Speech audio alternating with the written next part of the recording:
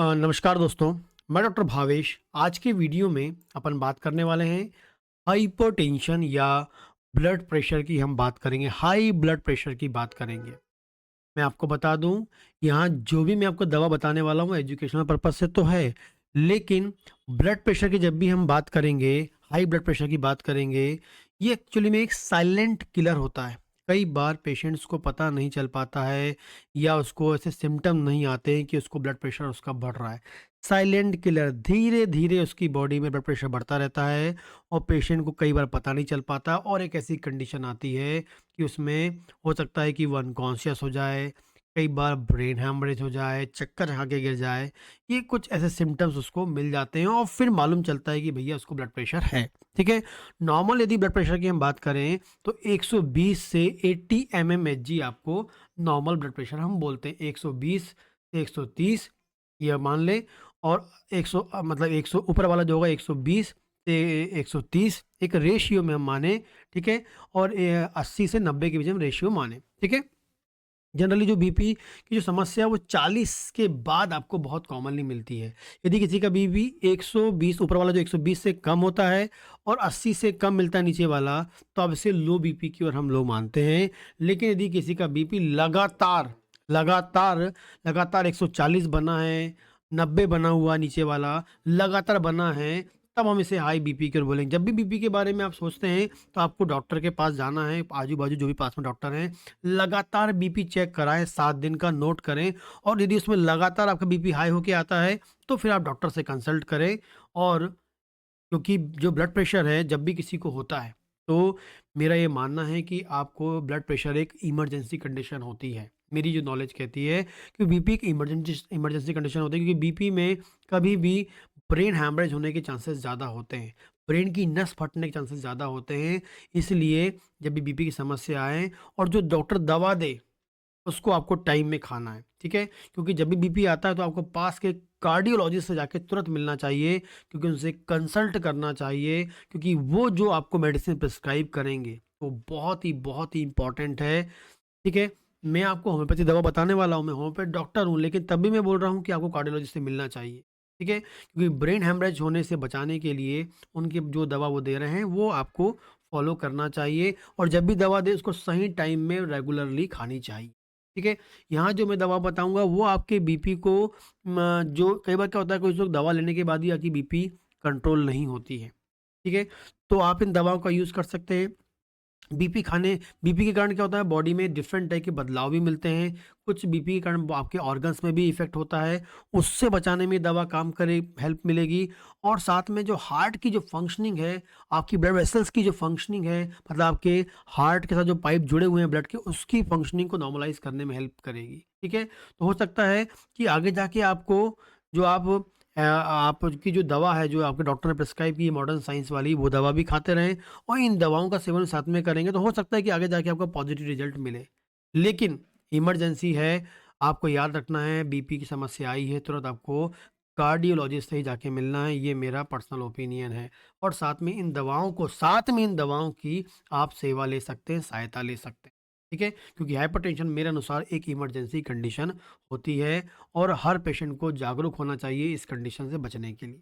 ठीक है? और मेरे अनुसार तुरंत डॉक्टर से मिलें, बाकी की बातों को उतनी इम्पोर्टेंस ना दें कि भैया ये दवा ले लें तो ऐसा हो जाएगा, ये दवा लें तो वैसा हो जाएगा।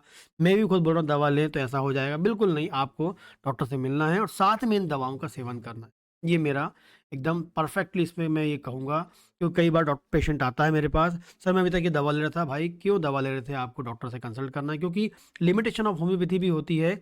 जहाँ पर आपको लिमिटेशन है वहाँ पर आपको उस ओर जाना ही पड़ेगा। जहाँ होम्योपैथी अच्छा काम करेगी तो वाक़ई वहाँ अच्छा काम करेगी। ठीक है? तो ये आपकी यहाँ पर सहायक दवा होगी।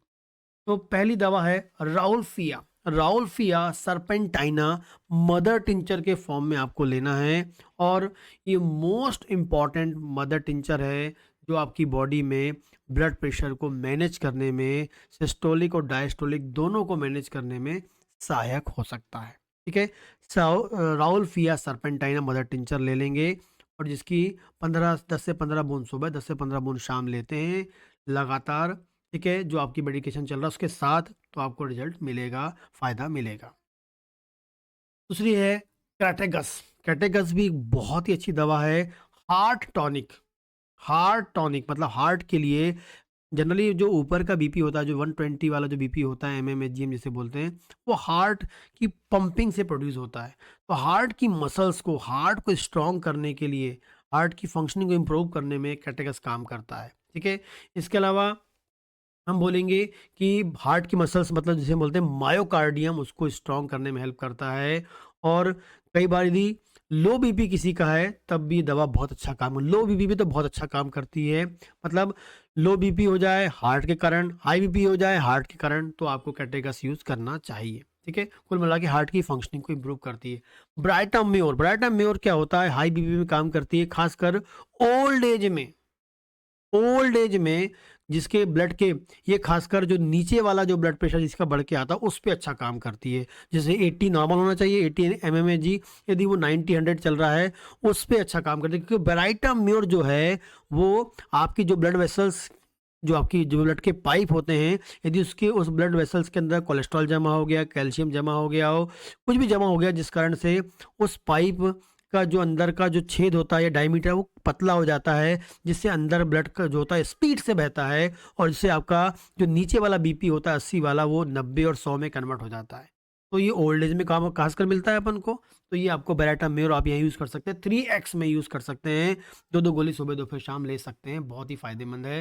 एंड नेक्स्ट है लास्ट, ग्लोनाइन। ग्लोनाइन कब यूज़ करना है, घर में रखे रहें आप। अचानक से बीपी बढ़ जाए, जैसे आप घर में हैं, अचानक से बीपी बढ़ गया, तो आप जो दवा आपकी इमरजेंसी वो खा रहे हैं साथ में इसको भी ले लें आप।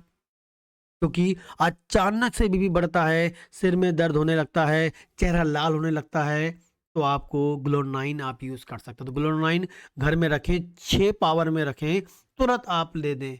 30 पावर ले लें, तुरंत आप ले लें 5 बूंद, ये आपको सडन घर में आपको यूज़फुल होगी। तो ये 4। नेक्स्ट लास्ट जो मेडिसिन है वो है आपकी नाइट्रोम्योर। नाइट्रोम्योर जो है ये भी हाई बीपी पे काम करने वाली बहुत ही इफेक्टिव दवा है। जब आप इमोशनली सप्रेस्ड, हम ये बोलेंगे इमोशनली मतलब हो सकता है बहुत दुख से गुजर रहा हो, बहुत स्ट्रेस होता हो, लेकिन वो निकालता नहीं हो, अंदर अंदर अपने दुख को, इमोशंस को दबा के रख रहा है, दबाए रखा हुआ है, निकालता ही नहीं है। कितना भी गुस्सा है लेकिन वो दबाए रखा हुआ है। ठीक है, सप्रेस्ड है उसके इमोशंस। और इस समस्या मतलब हो सकता है कि कोई स्ट्रेस से गुजर रहा हो, लगातार उसका वो अपने इमोशन को दबा के रखा हो, उस टाइम बीपी ना हो, लेकिन ये करते करते करते उसको बीपी की समस्या आ जाए, ये हिस्ट्री मिलती है, तो उसमें नाइट्रम म्योर बहुत ही लाजवाब काम करती है। तो अपने इमोशन को दबाए रखने के कारण, लंबे समय दबाए रखने के कारण बीपी की समस्या आ जाती है, तो nitrum more very very effectively वहाँ पर काम करती है। इसके अलावा आप जब भी इन दवाओं को लें, जो भी दवा बताया मैंने आपको, वो बेस्ट कंपनी की लें, अच्छी कंपनी की दवा लें, और सील पैक दवा लें ताकि रिजल्ट आपको अच्छा मिल सके। यदि आप मेरे से बात करना चाहते हैं, क्वेश्चन करना चाहते हैं, तो कमेंट पे क्वेश्चन करके पूछ सकते हैं। नमस्कार।